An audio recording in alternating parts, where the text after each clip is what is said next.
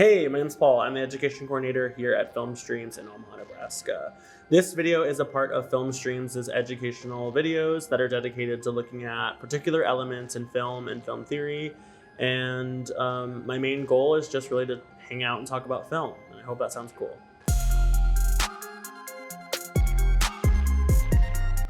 In this horror-themed episode, I want to talk about lighting and sound in horror movies.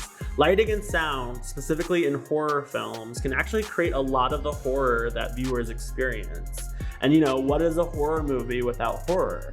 It's just like a regular movie. So our big question is, how can lights and sound help viewers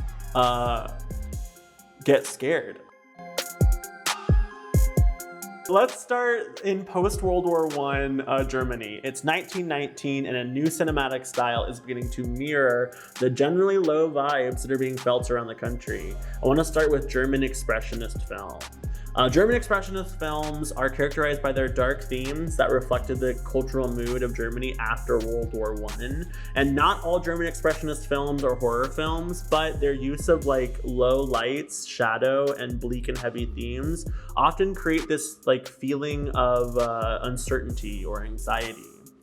Some frequent themes in a German Expressionist film are violence, cruelty, and betrayal. Visual characteristics of this style include high camera angles and tilting, highly manufactured and dramatic sets, and the frequent use of intense and deep shadows.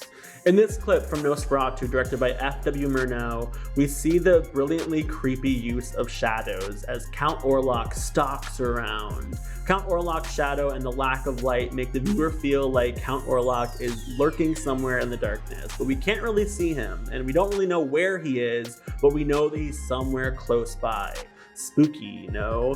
Murnau uses, classic German Expressionist shadows and low lighting to help communicate or convey this sense of fear in viewers. But bright and colorful lights can also be used in horror films in a super impactful way. Dario Argento is an Italian filmmaker best known for his super stylized horror films. And one of my favorite Argento films is Suspiria.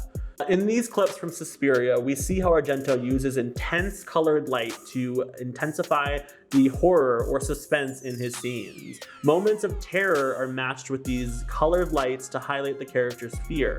So not all horror films have to use, dark lights and heavy shadows. Interesting and experimental lighting techniques can be just as helpful when trying to scare viewers.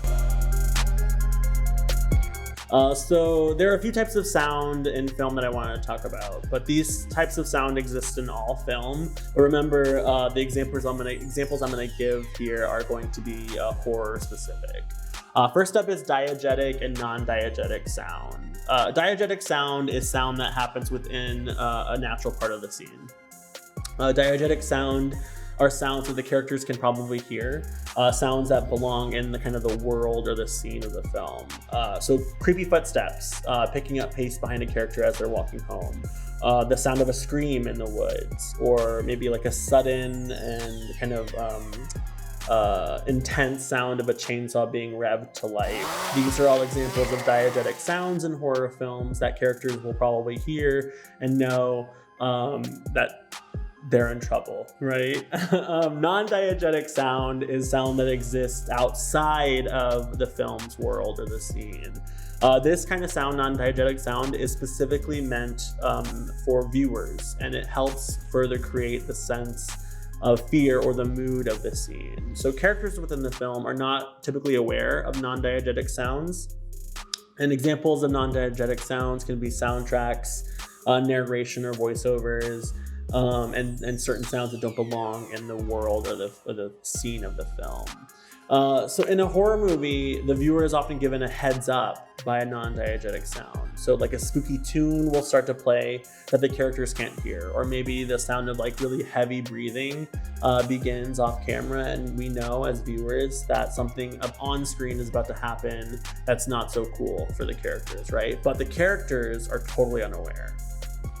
A super fun non-diegetic sound is a leitmotif.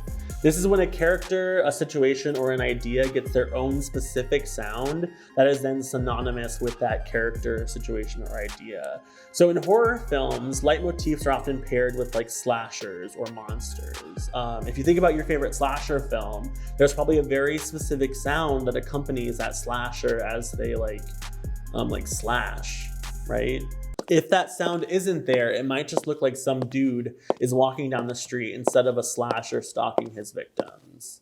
Contrapuntal sounds are sounds that oppose the mood, the tone, or the action of a scene. And these sounds contrast what we're seeing on screen. So for example, the sound of a child laughing might seem like a weird addition to a horror scene, right? Or a horror film. But this contrast, you know, the sweet, innocent sound of a kid laughing and the awful, horrific things that happen in a horror film can create this really intense sense of unease in viewers.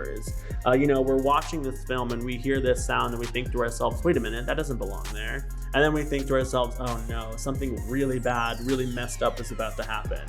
One of my favorite contrapuntal sounds is silence. Silence can be used just like any other sound, and that's to communicate something to the viewers. So in the context of a horror film, silence can be a really good thing, right? No scary music means no scary stuff. But if the filmmaker is using silence as a contrapuntal sound, then silence is a really bad thing.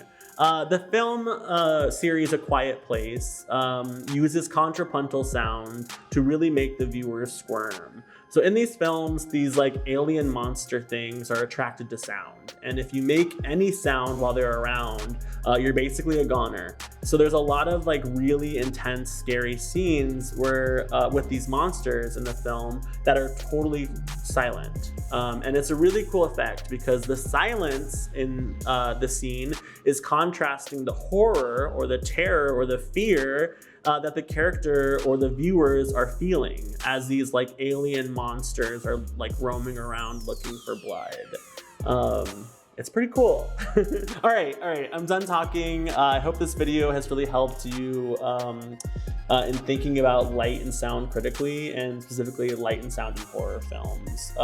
Or at the very least, I hope this film has given you some new scary movies to watch. It's October, so that means that we should all be curling up on the couch or in the movie theater with popcorn and watching the scariest movies that we can get our shaking, terrified hands on, right? Right. Bye.